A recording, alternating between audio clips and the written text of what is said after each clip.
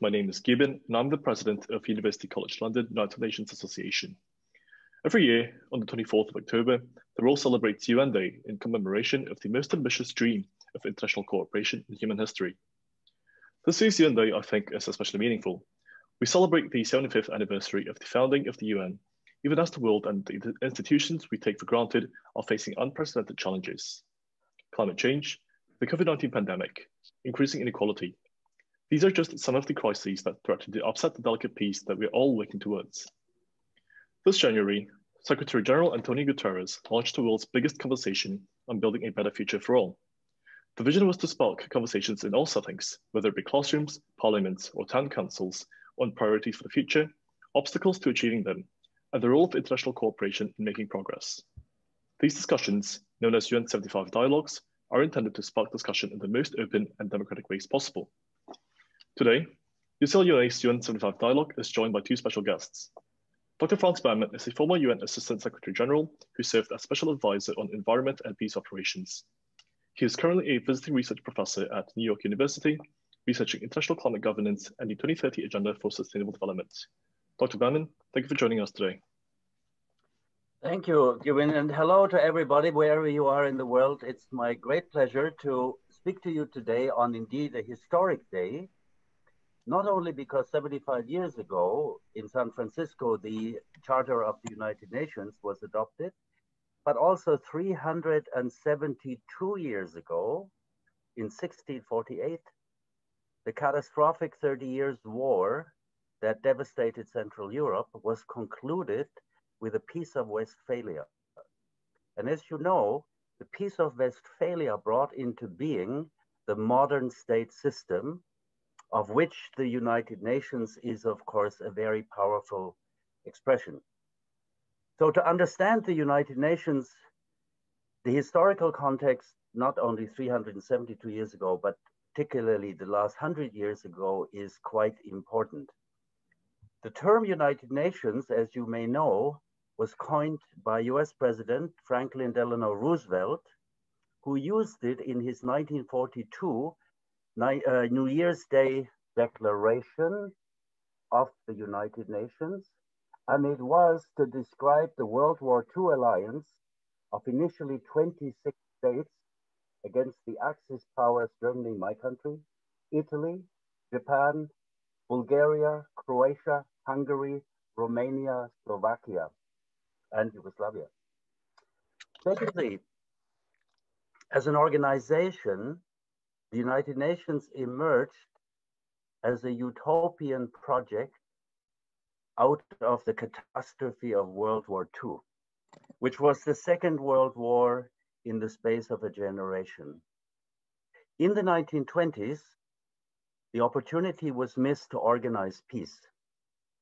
Japan invaded Manchuria, Italy invaded Abyssinia, which is today Ethiopia, Germany invaded Czechoslovakia and started World War II and carried out the genocide against a new chapter. Idealistic vision was breathtaking, namely that states should cooperate regardless how big, how powerful, how rich, or the opposite they were. President that the creation of the United Nations heralded the end of a world order of militarism, unilateralism, spheres of influence, and other instruments that had been, that the sheer number of countries, their differing capacities, economies, interests, and politics would not allow today the creation of an organization like the United Nations. It is thus with a sense of awe and nostalgia that I look back to the creation of the United Nations, because it was based on cooperation, not only among friends, but also among rivals and former enemies. Unlike ever before in human history, the victors did not seek revenge and thus did not plant the seeds for the next war.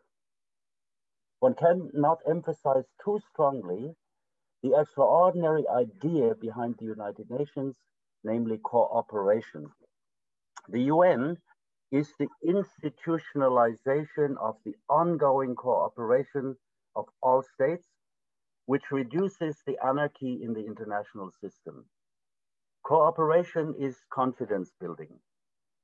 The UN embodies global cooperation, universally applicable norms, and rule-bound behavior of states.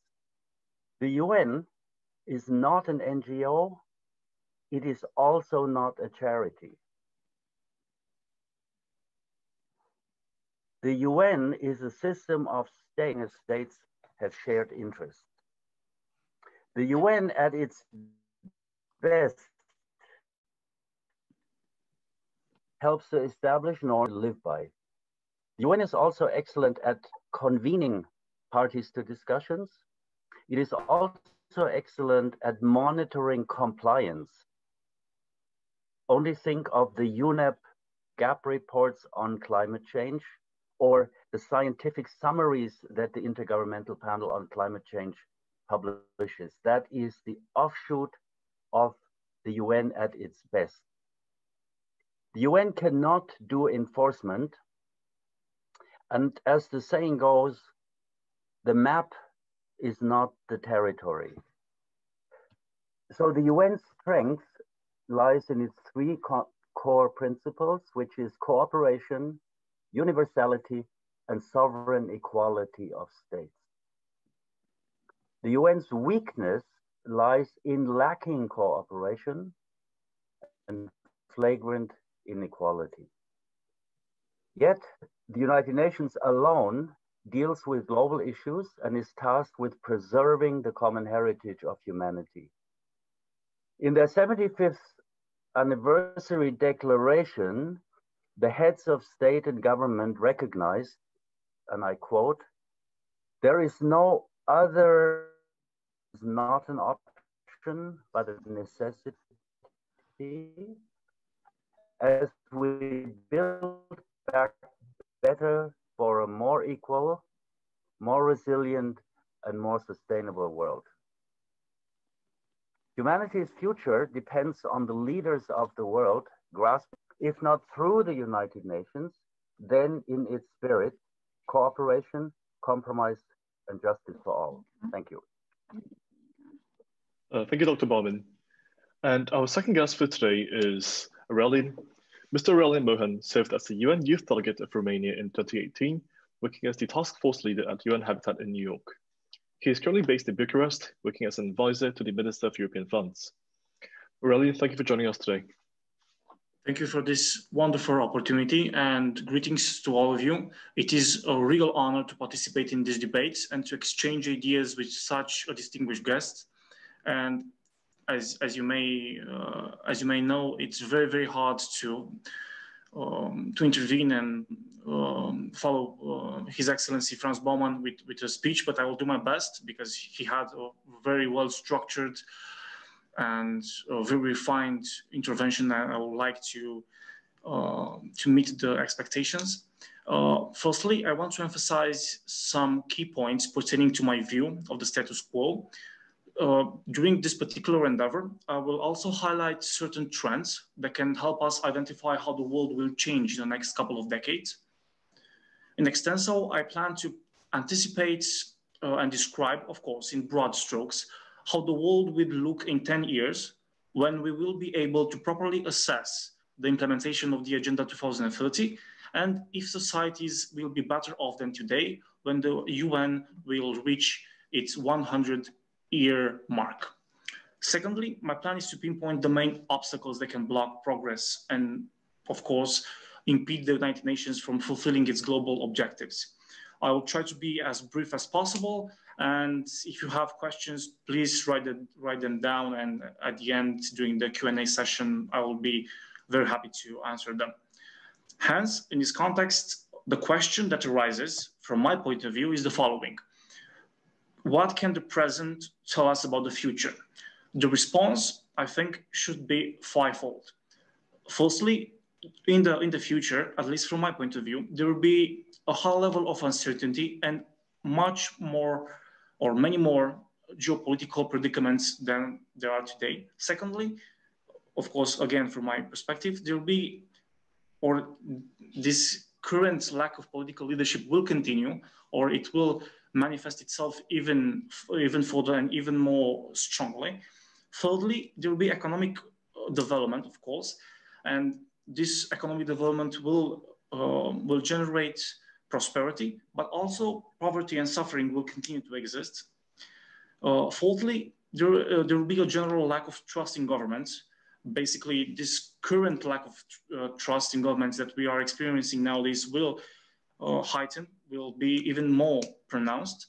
And international organizations will see an increase in their capabilities, scope, and presence in the international arena, which in some cases, of course, may create some predicaments. I will discuss about this particular point in a couple of minutes. And lastly, I think there will be a resurgence in anti-democratic, like dictatorial or authoritarian regimes.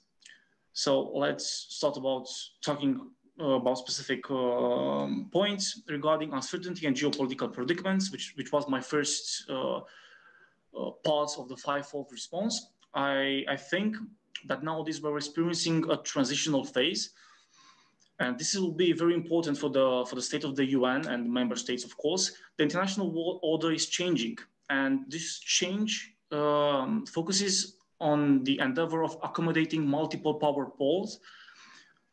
Multiple states are starting to exert influence akin to a superpower.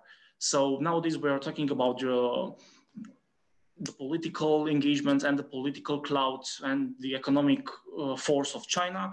But in a couple of decades, we will be talking about the economic prowess of Brazil and India and so forth and so on and so forth. And these particular states, they are entering a course and a competition in order to accumulate more and more influence in the international arena. And this hegemonic place of the US will be, as you see nowadays, gradually eroded in order to make space or allow for those aforementioned states to gain a lot of responsibilities and power at the international level. And during this transitional phase, we are seeing a resurgence of anti-democratic regimes, or at least an increase in anti-democratic tendencies in certain parts of the world, because unfortunately, some of these, let's call them economic contenders or economic and political contenders, are not that keen on respecting human rights. And this type of regime that in some cases lack any respect for human rights or democratic institutions or values can be really, really problematic, in the sense that when new models of governance are created, and they are created in the image of these new political and economic contenders, there is a problem. And nowadays we're witnessing even not only the increased influence of China and other states that have anti-democratic regimes or non-democratic regimes, to be more specifically, in the international arena. And for instance, we see their influence in the World Bank, in the IMF, because the voting procedures in the IMF and the World Bank changed, and China gained more power. Not a lot of more power, but more power. Significantly, there are initiatives to change international law in some cases, even to replace the current standard of internet. And non-democratic regimes such as Russia or China are creating regional or international coalitions in order to impose mindsets and mechanisms and instruments that are, mirroring this type of non-democratic stances, which is of course problematic. Secondly, we're talking about a lack of political leadership. From my point of view, because I'm a political scientist and this is my expertise, I think that nowadays we're lacking the political leaders that the world had in the past.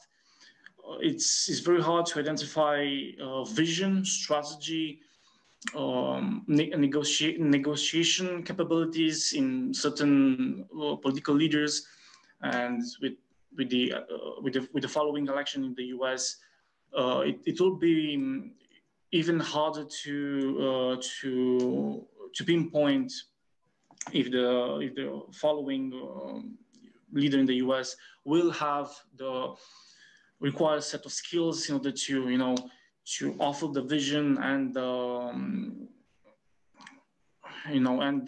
capabilities in order to alleviate or to reduce this resurgence of anti-democratic tendencies. So basically, with some exceptions, of course, we do not see, at least from my point of view, really strong political leaders with vision capable of imposing and safeguarding democratic principles at international level fully, because the organizers asked me if in 2045 the battle would be better off, worse off than today, or even the same as today. My answer to this question is in this third element of the fivefold response. In the future will be economic development, because the UN did a pretty good job in these 75 years in fostering economic development, fostering peace in some regions of the world, improving the living standards of many hundreds of even billions of people. But at the same time, the main goals of the Agenda 2030 will not be, at least not in all countries, will not be fulfilled in time. So poverty and suffering will still exist, and this potential to see epidemics and pandemics will continue to exist. And this will be fairly evident when we will be able to, completely assess the role and the level of implementation regarding to the Agenda 2030. For instance, in my home country, in Romania, we are lacking on several SDGs, as you may know, the Sustainable Development Goals. Judging from the current indicators, we're not going to be able to fulfill all the goals until the end of the plan segment, 2030.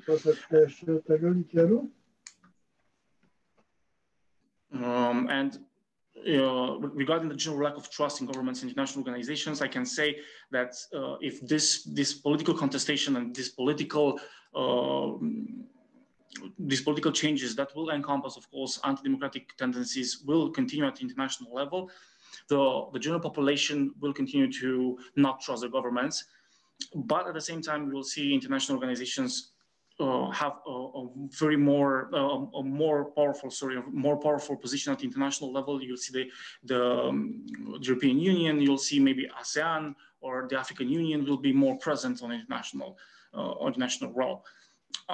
I think until now, I made really good points regarding the future, and I'm waiting for questions regarding my viewpoint, and that's all for the opening remarks. Thank you. Thank you for very wide-ranging and insightful remarks, Aurelian. So on today's dialogue, so as I mentioned before, these are conversations about the priorities for the UN system and all of us, obstacles to achieving these goals, and the role of international cooperation. So today's dialogue at UCL will be moderated by Nudhara, who is our very own Vice President of Outreach. Nudhara, over to you. Thank you very much, Gyubin, and thank you very much, Dr. Baumann and Aurelian, for those opening remarks.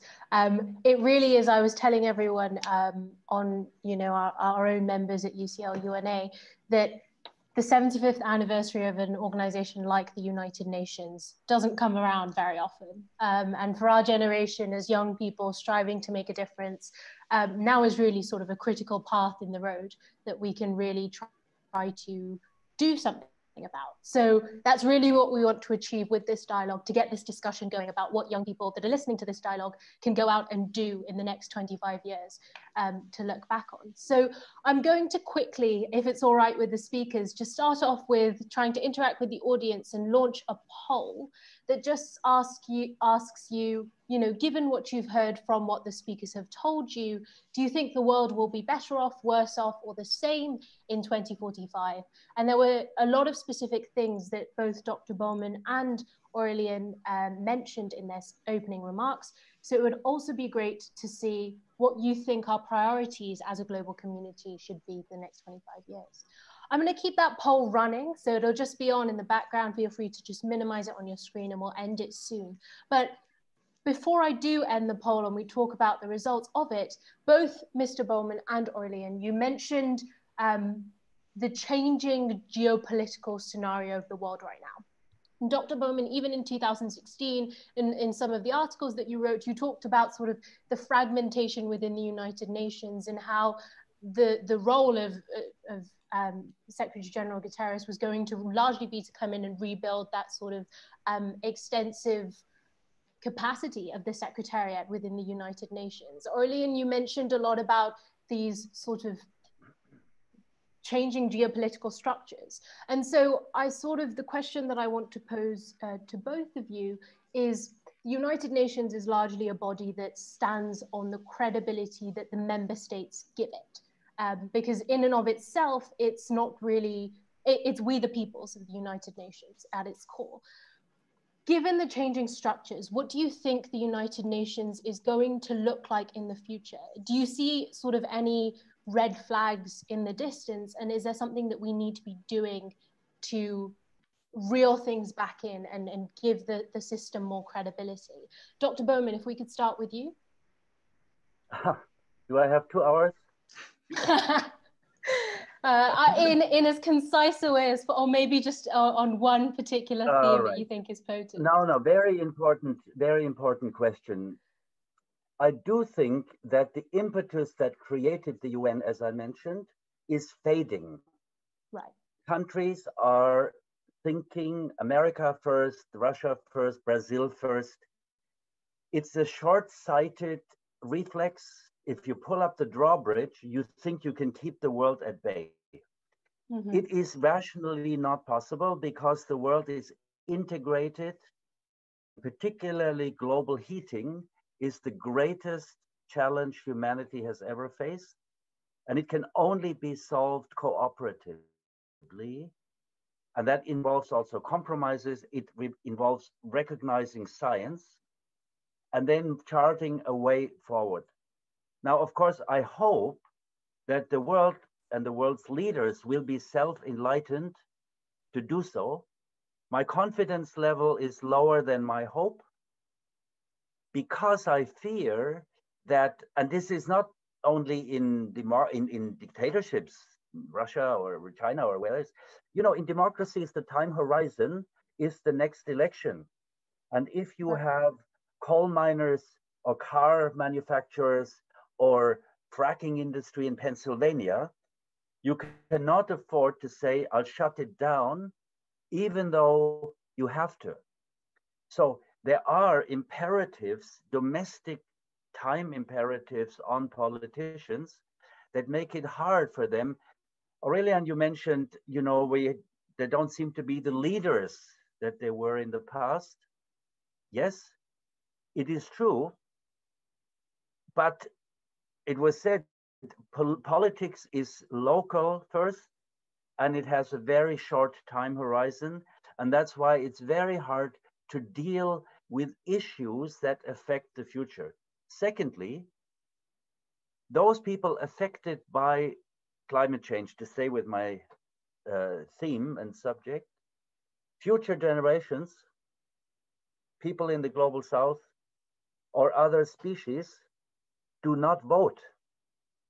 Their voices are not heard today. Who votes today are the people who have benefited, who are benefiting, who think it'll be okay. Let's just continue. So Nudhara, your question, what you can do, look, you have to do everything at the same time. You have to understand the issues, you have to read, you have to study, you have to engage with your communities, and you have to say that there has to be a different way, more rational, more integrated, more global, and that's why the UN and the UN associations and even the World Federation such valuable tools because they take people out of their little niches and widen the horizon. So let me stop here. And I get the other 1 hour and 50 minutes later, okay? No, definitely. And we would be, delighted to have you come back again and again to finish the rest of that story. But I do think, specifically picking up on one particular thing that you mentioned about this juxtaposition of future generations don't get a say in what's happening now, but what happens now affects the future. And I think that's critically why this initiative of UN 75 dialogues and trying to talk to young people about the change, whether it be the new climate envoy that's come on board with the Secretary General's office as well, young people being involved in the conversation is just so important. And actually on that note, before I come to you, Aurelian, I do want to open the floor to our members as well, because ultimately we wanted this to be an interactive dialogue. So if anyone member of our audience right now would like to comment on anything that either Dr. Baumann said or you think that we should be working towards to increase credibility of the UN, do just unmute yourselves now, and then we'll go on to a comment from Aurelian as well.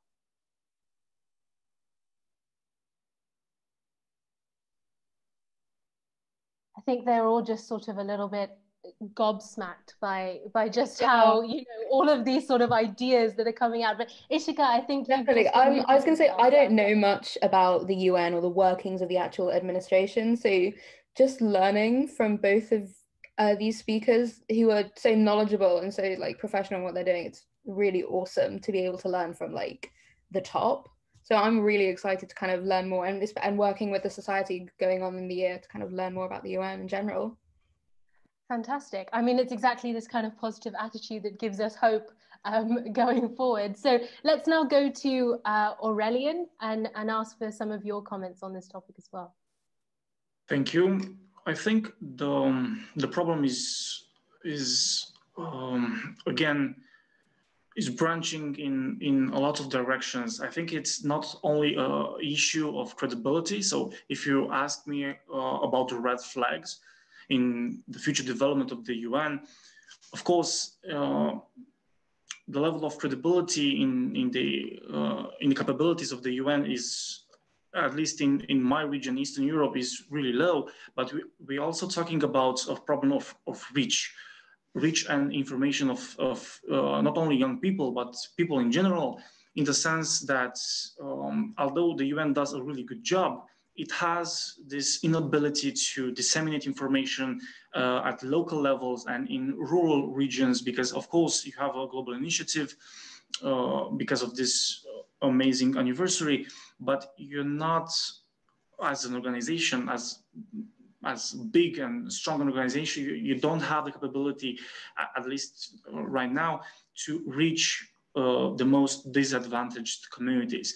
Unfortunately, at least not in an homogeneous, uniform, worldwide manner, at least from my point of view. Thirdly, I think there's a problem with this phenomenon of tokenism, because I was a United Nations Youth Delegate, and I had the opportunity to basically wander off the corridors of the UN building and participate in negotiation processes and so on and so forth at the UN. I've seen this tokenism. Basically, NGOs, civil society, and young people, they participate, but that's all. They don't have a really meaningful place at the level of decision-making processes, and they do not co-manage or co-implement projects. Their role is very limited. So hence the term tokenism. And also, as His Excellency Dr. Baumann said, there is the inability to focus on multiple issues at the same time.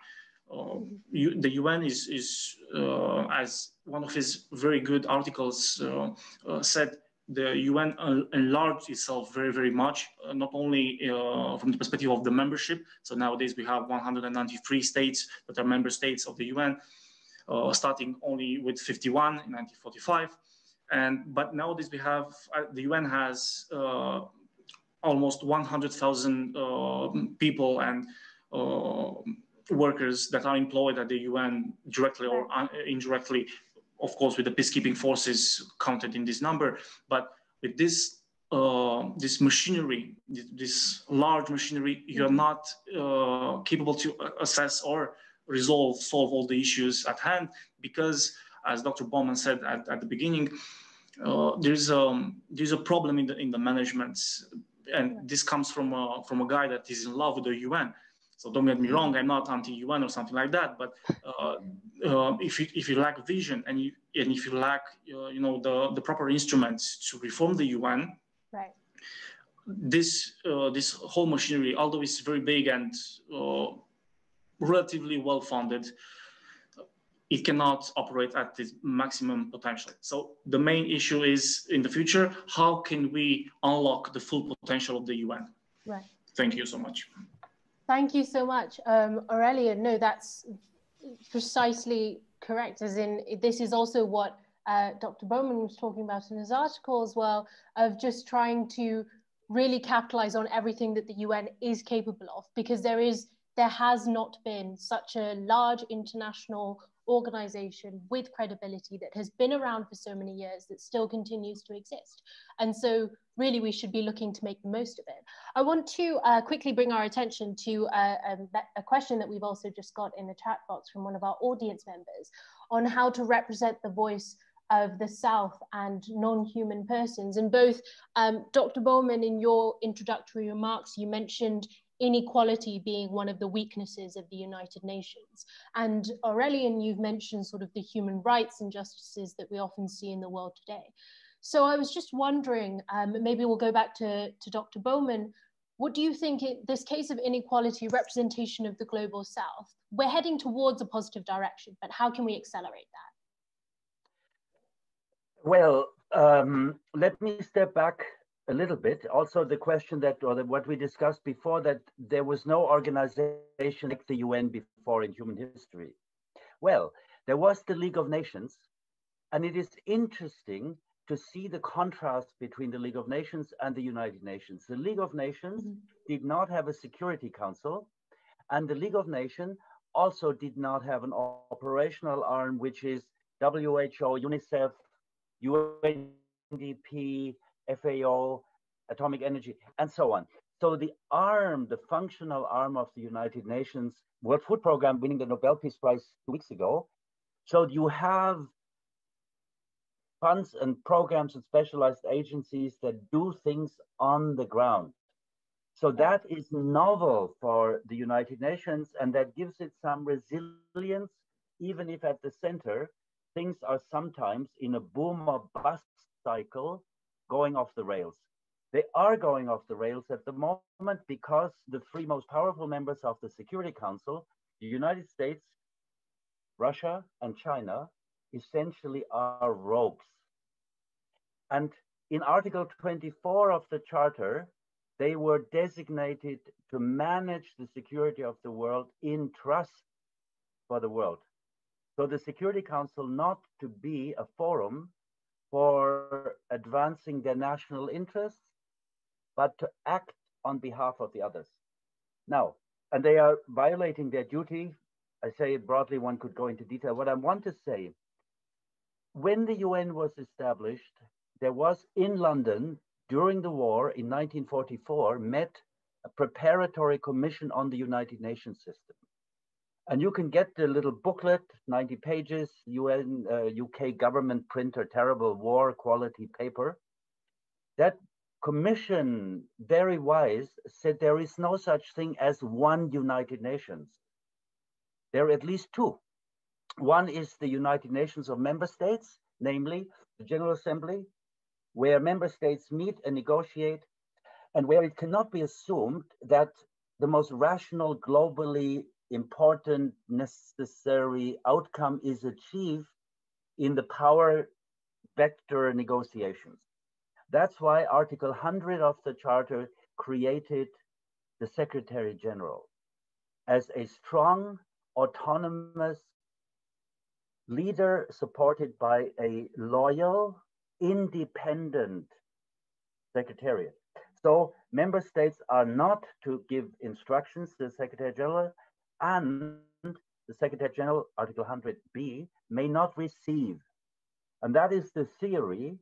In practice, this has, of course, very much been weakened, and many secretaries general are the play balls of the big powers.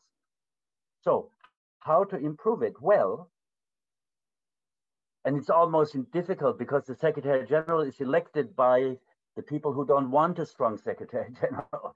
So you can have miracles like Kofi Annan, who was considered innocuous, and he became a powerful, strong Secretary General, a voice of reason and justice.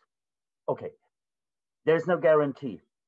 How to represent the voices of the future and the global South? Well, mainly by science, mainly through or civil society organizations in all member states. It's a matter of issues. It is not a matter of helping this one. That would be patronizing. No, it is of global justice and even self-enlightened.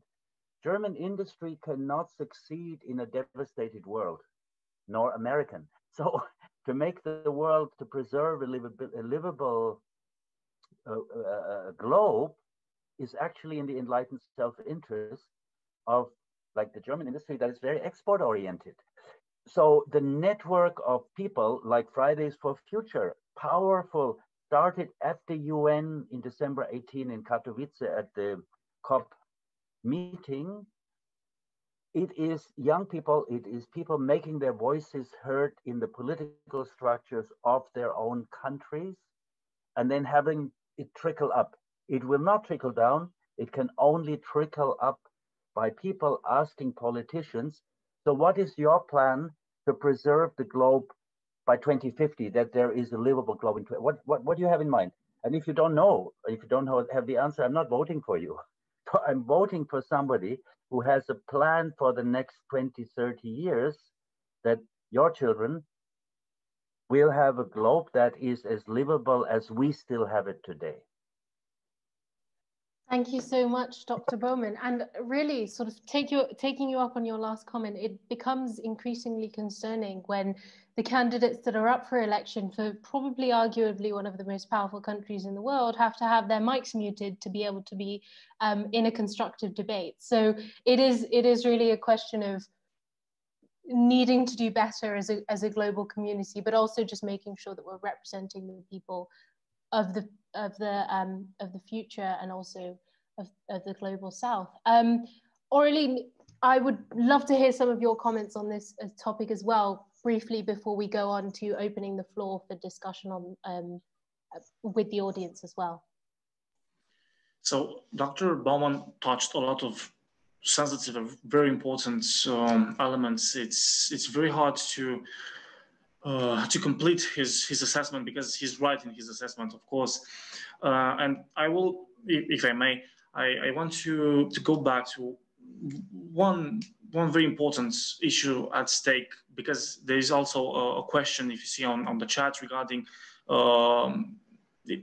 the utility, the efficiency of focusing on changing the Security Council. And I want to address this question by asking another question: how efficiently does the UN integrate new and old stakeholders? So from my point of view, great developments have taken place in this realm of integrating voices that were ignored until nowadays.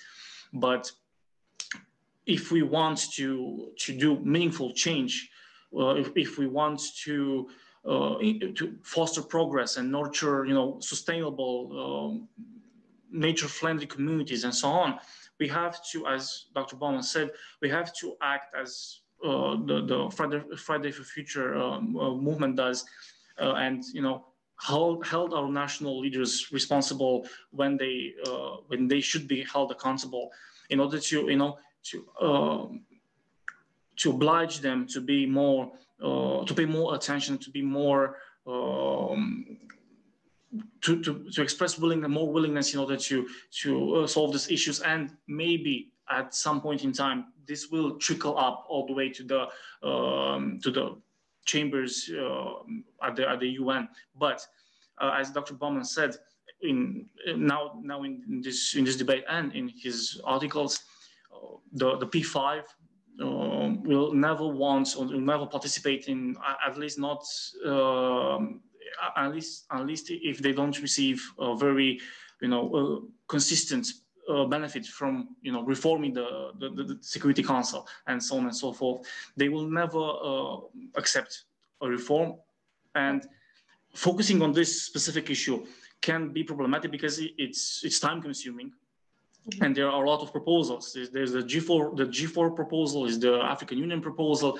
There's the Coffee Club, and I urge you to investigate and search these terms and these proposals and read them because they are very interesting. But if I think the last change that happened was in 1963 when the Security Council, the non-permanent members changed from 6 to 10. From that capital change, we still have debates ongoing and so on and so forth. And I think we need at least to advocate in order to change the way we select the Secretary General. There was a reform, but in the end, the procedure was also held behind the closed doors and negotiation process and so on and so forth. So basically, from this perspective, the UN follows, at least in part, the way of the European Union, because okay, a lot of debates are taking place behind closed doors, which is not okay from the perspective of transparency and the involvement of young people and different disadvantaged groups and states from the south, from the global south. And if we want to take the stance and change something, we need, from my point of view, we need vision, we need powerful advocacy tools and mechanisms. We need to transcend this type of tokenism, only participation but no co-management. We have to struggle to influence our political leaders to be accountable and to be able to factor in facts, because as you said, we have political leaders that nowadays ignore major trends like climate change or blatantly ignore facts, which is not okay.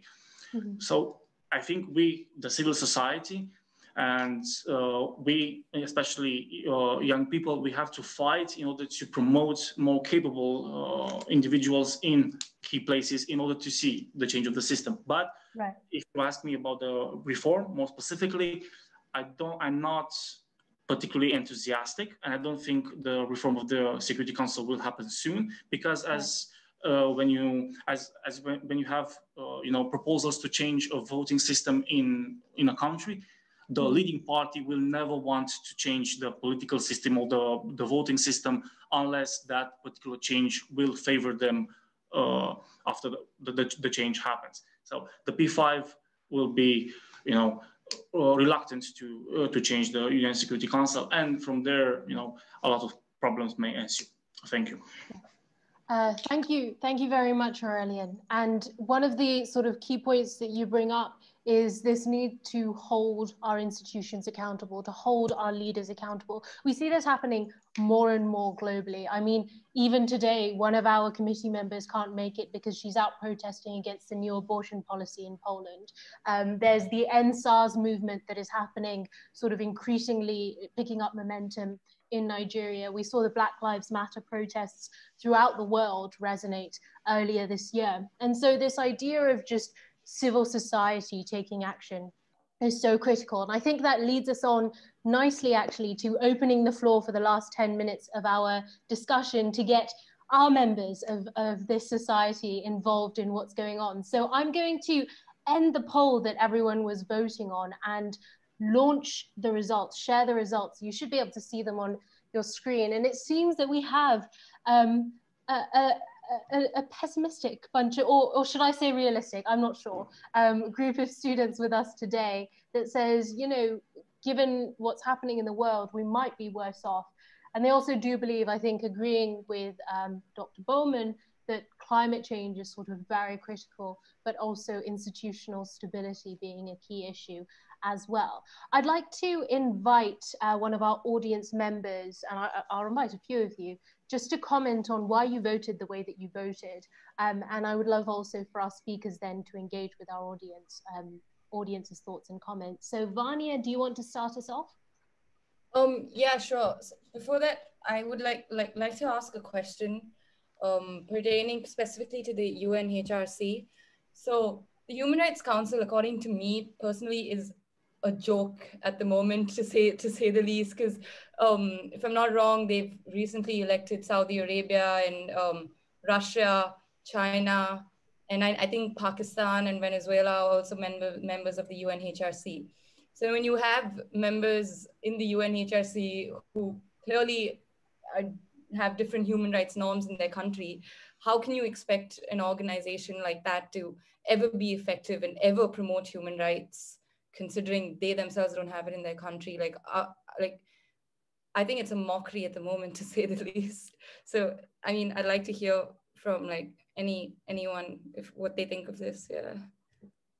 Dr. Baumann, would you like to? Of course. Look, the UN, as I mentioned, doesn't exist. There are 2 UNs. Actually, there are even 3 UNs. And there was an article I sent around this week, came out on Pass Blue by Tom Weiss, a very profound researcher of the UN. And he said there is a 3rd UN, and Nudhara, that comments on what you're saying when you mention Poland, when you mention Thailand, when you mention Nigeria, Black Lives Matter. Civil society and the media is actually the 3rd UN that can nudge the 1st or the 2nd UN to do the right thing. Now, the UN is a mirror of the world, and the world is a very messy place and it's a very violent place. The UN can have a civilizing influence, but it cannot make things better. I regret, of course, that countries like Saudi Arabia are elected, but they are elected by the other countries, by the majority. I regret more that the United States 2 years ago quit the Human Rights Council. I want reasonable countries to be there to engage. You know, it's childish to say, I take my toys, you know, little boys at the playground. If they don't get their way, they take their toys and go home. No, you have to engage. And the UN is not the solution. The UN is part of a solution. And therefore, it has to be used. And it is being used by people we do not like. But there has to be pushback. It is a forum. And that's why the Security Council, you know, this whole debate I find is a waste of time, because even if it were to be enlarged, some countries will still not adhere to the resolutions. Russia commits crimes of war in Syria, bombing hospitals, and sits on the Security Council and vetoes resolutions to send humanitarian assistance to Syria. If there were 5 more countries there and they would all condemn Russia, they would just shrug water off a duck's back. So therefore, these architectural discussions are useless. So therefore, it is much better to work within and to improve, and also to use the institution to shame a country.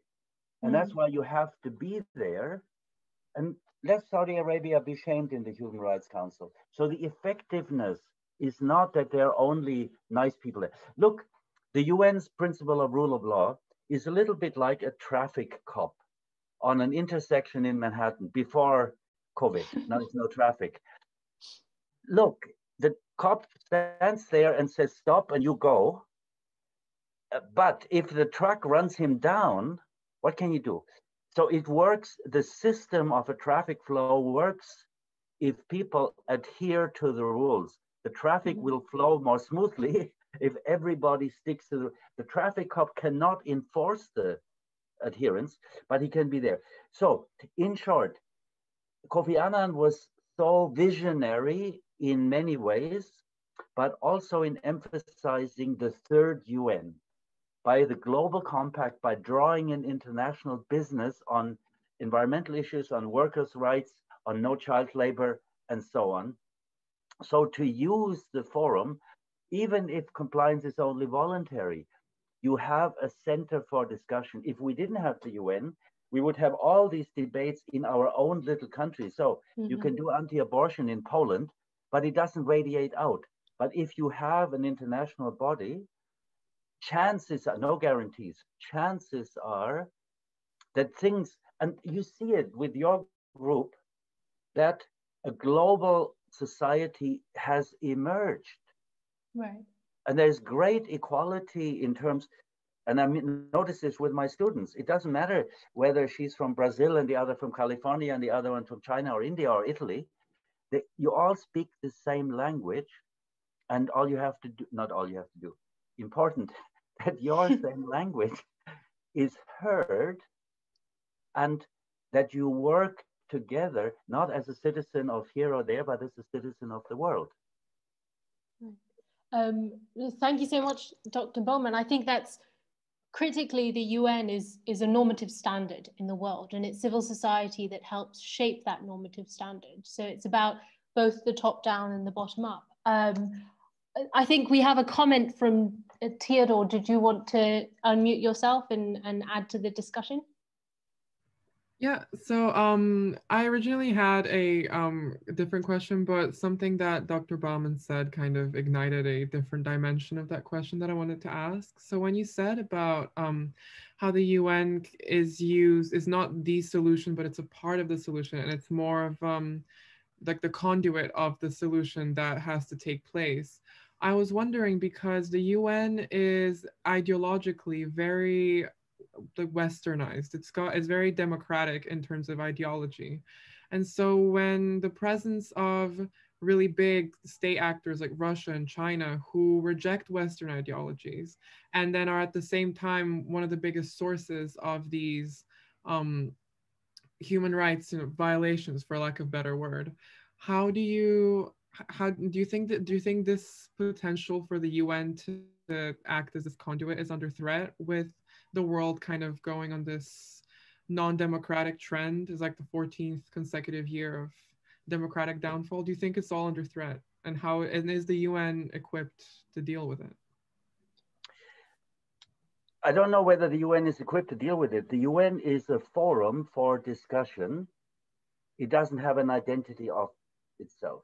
You know the definition of politics. It is a power contest over resources, over means and goals. It is an eternal contest. It is never won, it is never over. And when you get tired of it, somebody else will have to take it up. And if people get tired of it, those who benefit from the status quo are not tiring, they are pushing their agenda. So I also, frankly, but maybe this is my myopia, being German, having lived in America for 20, 35 years, I do not consider the UN's values Western. I do not consider the Universal Declaration for Human Rights a Western ideology. I do, and again, quoting Kofi Annan, I cannot believe that any woman anywhere in the world wants to be oppressed or not have chances like men or children. I simply refuse to believe. You will have religious and all kinds of other differences, but the core of human self-determination, self-fulfillment, I think it's a universal value, and it is certainly not a Western value. Thirdly, you know, not the solution, but part of the UN is excellent in negotiating norms. International diplomacy is important to negotiate norms. Look at Europe in the 70s. The Committee on the Conference on Cooperation in Europe, which is now the OSCE in Vienna. Now, Eastern European countries wanted guarantees that their borders would be inviolable. And West, especially Germany, was quite all right with that. But Western European countries wanted guarantees for human rights. And in the end, the Soviet Union and Poland and others agreed, and that was the beginning of the end of the Soviet Union, because Andrei Sakharov and other human rights campaigners could base their struggle on what their governments had signed. They were not serious or sincere, but they signed it. In 1989, the UN Convention on the Right of the Child, that children have the right to go to school, girls and boys and all and so on. Of course, it is not enforced, but it is there. And it is a powerful instrument in countries around the world to hold governments accountable. So on climate, then I'm ending this. The UN finally managed to midwife the Paris Agreement. It cannot enforce it, and there is no industrial country in the world that adheres to what they agreed to in Paris. So that's why I mean that the UN might not henceforth have a big role to play in climate, nor, by the way, Aurelian, in the Agenda 2030. The UN's role was to negotiate the Agenda 2030. It cannot force a single country to do what they agreed to. But let us not discount, let us not downplay, saying, putting norms on the table that 193 with various degrees of sincerity have signed is no mean feat. And so let's build on it and reject populist things, people saying, yes, the Hungarian prime minister says all, you know, we don't want migrants, we don't want foreigners and all this disgusting things. He will be countered, like in Poland, by his own civil society drawing on universal norms. Thank you so much, Dr. Baumann. That's sort of the role of the UN then also becomes a way for civil society to hold their governments accountable, to say, this is what the international status quo is, this is what the standard is, why aren't you signed a treaty, why aren't you complying? And so that's an interesting way to look at the United Nations, because I think a lot of us tend to look at it as sort of it tells countries what to do, but that really isn't quite the case. It more so sets a standard that people can hold countries accountable to. I know that our time for the meeting is elapsed, but if it's all right with the speakers, we'd like to take just 2 more comments from the audience, if that's okay. I know that both of you are very busy, so if that's not possible, then please do just let us know. But if it's all right, I think we'll take a comment from, thank you so much. We'll take a comment from Giovanni. Maybe Aurelian, you can take this one up as well. Okay, no problem. Sure. Thanks. My comment would start from the fact that I personally voted for worsening in the poll. And that's because what I'm seeing is an increasing not caring on behalf of governments and leaders of the probably most important issues our world is facing, that in my opinion is climate change. And as Dr. Baumann said, the United Nations cannot force any country to do anything. So at the end of the day, does it really depend only on who the leaders are and what the leaders want to do? So do we have to hope for the following years to see new leaders taking power, and maybe leaders that are conscious that it's not a matter of 50 years from now, but mostly 20 years from now, what the world is going to look like, and there is not going to be a world where we could possibly live anymore.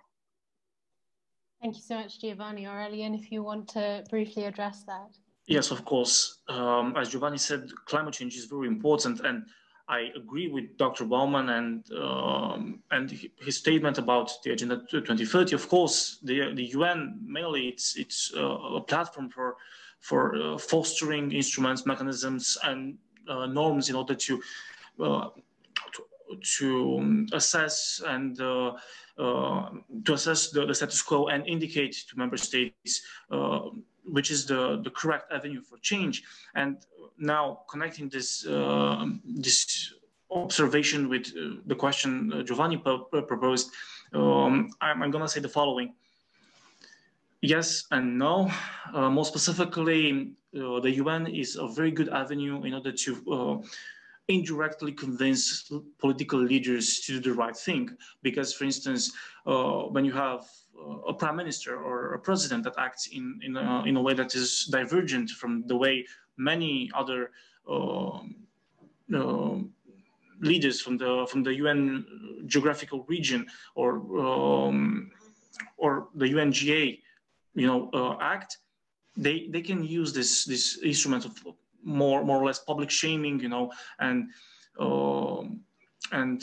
public denunciation of his views and his methods in order to convince him to change his way of operating. So a political leader, although he's a populist or he's embracing anti-democratic views, there is a chance that the UN and the leaders at the UN, through their statements, instruments, mechanisms, and UN agencies that operate in that particular country, can influence the civil society in order to advocate for a change in that political leader's perspective, or they can convince him in bilateral negotiations and so on and so forth in order to change his view when the political connection between those countries can change if that political leaders do not or doesn't change his or her views. For instance, I think it's important not to underestimate the importance of UN on the side of informal meetings and negotiations. For instance, even characters such as Orban from Hungary can change his view or adapt his methods when very influential political leaders public shame him or expose in a public forum or at the UN during the UNGA meeting or the third committee or other structure of the UNGA, when they express their discontent with his methods. These changes can occur, but they don't occur all the time. That's a given. But I cannot envision a world without the UN, and we have to understand the fact, although we don't comprehend in 100% the workings of the UN, at least nobody does, in order to properly describe all its activities in all its funds, programs, and agencies and so on. We have to understand that without the UN, the world nowadays would have been much worse off than it is today, and in the future, the world will be better with the help of the UN. Even if it does not generate, mandatory or de facto, de jure, binding resolutions, that's the case. Thank you very much, Aurelian, for your remarks as well, and for our audience for engaging. I'm very cautious that both of you have taken time off today on UN Day of all days to speak with us, so I won't keep you for any longer. But thank you very much for helping our society mark the advent, that is the 75th anniversary of the United Nations. We really appreciate you engaging with us on not easy to speak about topics for sure, and definitely sort of some controversial things as well. And we really do appreciate the fact that you've taken the time to speak to what hopefully will be the next generation of leaders across the world to talk about the United Nations. So thank you very much, Dr. Baumann and Aurelian, and to our audience members for engaging. I'm going to hand back over to Gyubin, now our president, to just give you some closing remarks. But thank you from my end. Thanks. Thank you. And thank you, of course, to you, Nudhara, for moderating this wonderful discussion between the two speakers and our audience. I think in closing, I just want to point out one thing that I found particularly insightful from Dr. Baumann's and Aurelian's opinions and perspectives. So I think it's about trust and accountability. It underpins everything that we believe in, all the institutions, the mechanisms, and the fabric of civil society. I think there are three trusts that should be inviolable, but have been violated over the past decade or so, over the decade of inaction, as it were. So the first of those, I think, is the trust of youth in the current world order. So we have no faith that things will be done for succeeding generations, as the UN Charter says. And second is the trust of the world in the UN system. The world has no faith in the UN system to enforce the rule of law for everybody. And as I believe Kirsty mentioned, there is people that believe that things will change in time for their benefit. And if you have to wait for norms to change in a glacial fashion, then there's no benefit to you and to me. Then there's no point in playing by the rules of the game. And the third, I think, is the trust of the UN and its members. And again, when it comes to the issues of climate change, the Paris Agreement, as Dr. Baumann mentioned, the UN can only be a platform for negotiations. It can't enforce them, or it can't force anyone to listen to these instructions and negotiate the deals. I think just one thing for us, all of us to keep in mind is the importance of trust and belief in each other and between stakeholders in the present system. And I think that's something I do want to leave you all with as we close this debate. Once again, thank you very much to Dr. Baumann and to Aurelian for giving us your time today. And to everyone else, thank you for coming on, for sharing your opinions and thoughts and perspectives. And happy UN Day to everybody.